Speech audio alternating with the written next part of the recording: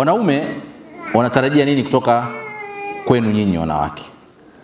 Sawa, Sasa tunazungumzia saikolojia ya mwanamume, tuwaelewe wanaume vizuri kitu ambacho wanakitarajia. Cha kwanza kabisa ambacho mwanamume anatarajia kutoka kwa mke wake ni heshima. Sawa, heshima. Cha kwanza anachotarajia mwanamke kutoka kwa mume wake ni mapenzi. Tofauti. Unataka umheshimu vipi mke wako kama umuonyeshi mapenzi? Bado. Lakini mwanamume hatarajii mapenzi, anatarajia heshima. Kitu cha kwanza kabisa. Na hapa kuna tatizo kubwa sana katika ndoa zetu. Mwanamume anatarajia kutoka kwa mke wake heshima kwanza kabla ya kitu chochote. Kuheshimiwa kwanza kama yeye ni mwanamume, ndio kiongozi wa familia. Hivyo ni vitu ambavyo mwanamume hayuko tayari kuviachia hata siku moja. Ukigombana naye katika hii sehemu, ndoa yenu haitakuwa na utulivu. Yaani ukawa wewe sasa unataka wewe uwe ndio kiongozi katika family yani. Na yeye akuheshimu wewe, sawa, kama kiongozi, akusikilize tu wewe. Hii haiwezekani. Aghlab haiwezekani. Na Mwenyezi Mungu anasema rijal qawwamuna ala nisa. Wanaume ni wasimamizi wa wanawake. Haya ni maamrisho ya Mwenyezi Mungu. Wako wanawake sasa hivi wanapinga. Wanaona kama aya hii inamkandamiza mwanamke. Hawa ni wale ambao wameathiriwa na fikra za kimagharibi. Lakini kimaumbile hasa tangu Mwenyezi Mungu alivyomuumba Adam na Hawa, mwanamume ndio msimamizi wa mwanamke.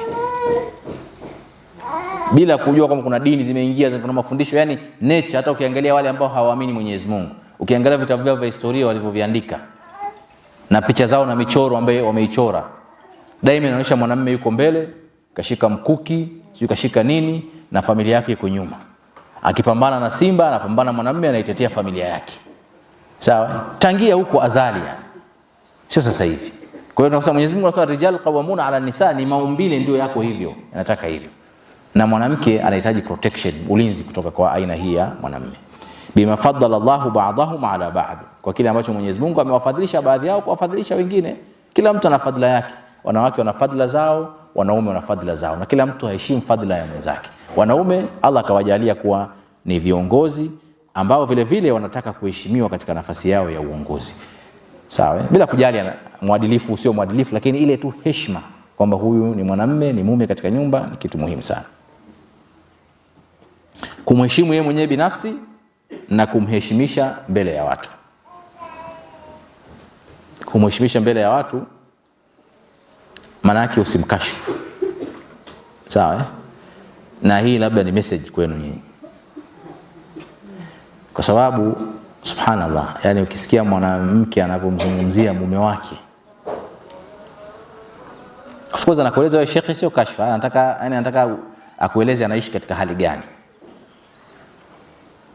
Mpaka wewe shekhi unaona huyu mwanamume si katika sinfu ya wanadamu, inawezekana ni mnyama fulani hivi. Yani unamvua nguo zote yani, alafu unampakana kinyesi kabisa. Halafu ikipita baada ya wiki mbili wanakuambia shekhe, mambo yameisha. Sawa Sasa hivi uko kama uji na mgonjwa na nini na vitu lakini wewe katika nafsi yako kuna vitu vimenata kuhusiana na yule mume. Humfahamu. Kama unamfahamu, maana yake unamshusha thamani, si ndio? Alosababisha wewe umshushe thamani nani? Wewe. Tubakitue na akiba ya maneno. Kumweleza mtu mashida za mume wako ni vizuri, lakini usimvue nguo. Sawa? Usimvue nguo.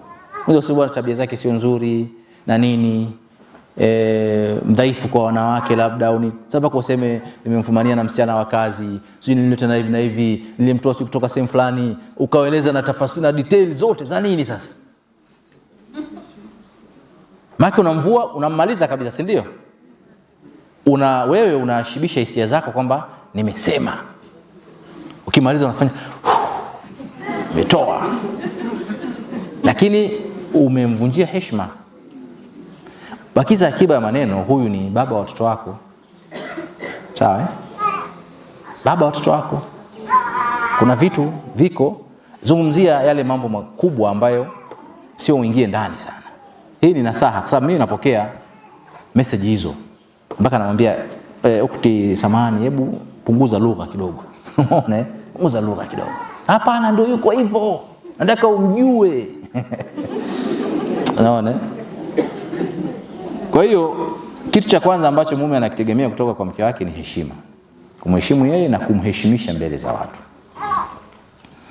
Na hata kama nyumbani hali sio nzuri, kipato, sawa, saa nyingine mwanamume anahangaika hivi na hivi, anashindwa kukidhi yale mahitaji ya nyumbani. Na hali ya Watanzania wengi maskini wanahangaika.